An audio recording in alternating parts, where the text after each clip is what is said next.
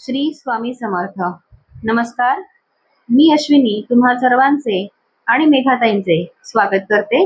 आज आपण अनुभव कथन मालिकेच्या नवीन पर्वाला सुरुवात करत आहोत. मेघाताई नमस्कार, तुमचे स्वागत आहे. मेघाताई, मला जाणून घ्यायचं आहे, काल तुम्ही बोलता बोलला होता की एका व्यक्तीच्या घरी स्वामींचा ठाणा आहे असं, आणि अजून त्या संदर्भात तुम्ही बऱ्याच गोष्टी काही शेअर केल्या होत्या. पण मला एक पहिल्यांदा जाणून घ्यायचं आहे की स्वामींचं ठाणं म्हणजे नेमकं काय? श्री स्वामी समर्थ.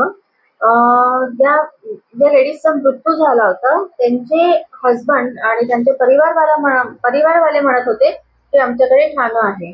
स्वामींचं ठाणं म्हणजे स्वामींचे असलेले अस्तित्व, त्यांचे जागोस्थान, तिथे नेहमीच साधना होत असते. ठाणं म्हणजे एखादं असे ठिकाण जिथे लोक समस्या घेऊन येतात आणि त्याचे निवारण होतात. आणि सोबत श्रद्धेने तिथे आपलं उपाय पण करतात. असं ठिकाण म्हणजे ते ठाणं असतं. न की आपल्या घरी जर आपण फोटो ठेवून दिला आणि त्याच्यानंतर आपण आरती पूजा वगैरे सगळं करतो आहे, पण ते नाही आहे. पण लोक विचार करतात की नाही, असंच माझ्या घरी आहे, आणि त्याच्यामुळे ते कुठे न जाता घरातच आपले उपाय करत असतात. पण त्यांना ते नेमके उपाय नाही माहित असतात. आणि काही काही ठिकाणी असं आहे की पुरातन काळातून चालत आलेलं आहे की जिथे ठाणं असतं. कोणाकडे एक आपलं कुलदेवीचं ठाणं असतं, कोणाकडे शेषनागचं ठाणं असतं. असं प्रत्येकाचं कुलदेवीचं म्हणा या कोणतंही ठाणं असतं, नसतं हे नाहीये. पण ते पुरातन काळातून आलेलं ते ठाणं म्हणतात. आता तुम्ही फोटो आणली आणि एकदम पूजा करायला बसले आणि झालं माझं ठाणं, असं नसतं ते. बरं. आणि अजून एक प्रश्न मला विचारायचा होता ताई, की जसं काल तुम्ही सांगितलं की एका लेडीची डेथ झाली, ती ग्रहणाच्याच दिवशी झाली आणि तिला बाहेरची बाधा होती. तर थोडस त्या संदर्भात आपण बोलूया का, चर्चा करूया का? बाहेरची बाधा म्हणजे? हो. त्या लेडीजला भरपूर वर्षापासून प्रॉब्लेम होता.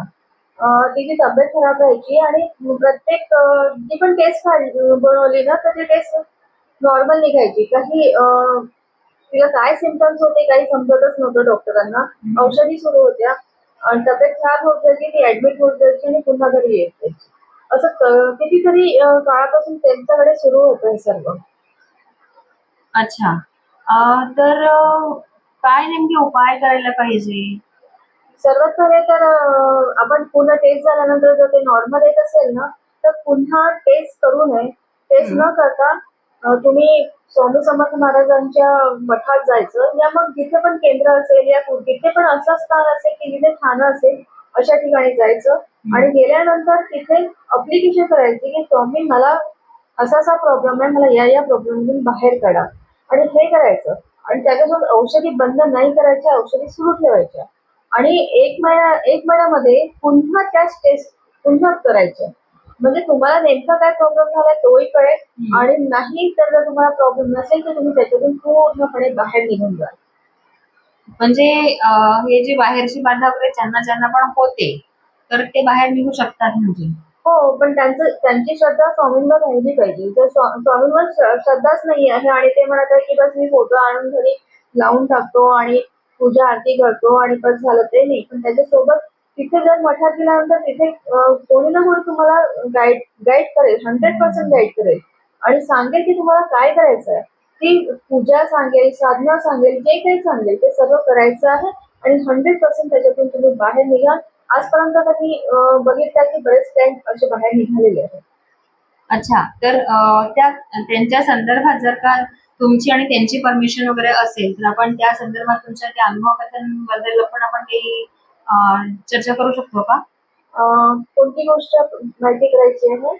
म्हणजे तुम्ही जर का कोणाचं असं बाधा जर का निवारण केली असेल, तर त्या संदर्भात आपण काही बोलू शकतो का? हो, असे बरेच केसेस आहेत मी सॉल्व्ह केलेले आहेत आणि त्याचे प्रॉब्लेम पण सॉल्व्ह केले आहे आणि ते लोक आज ठीक आहेत.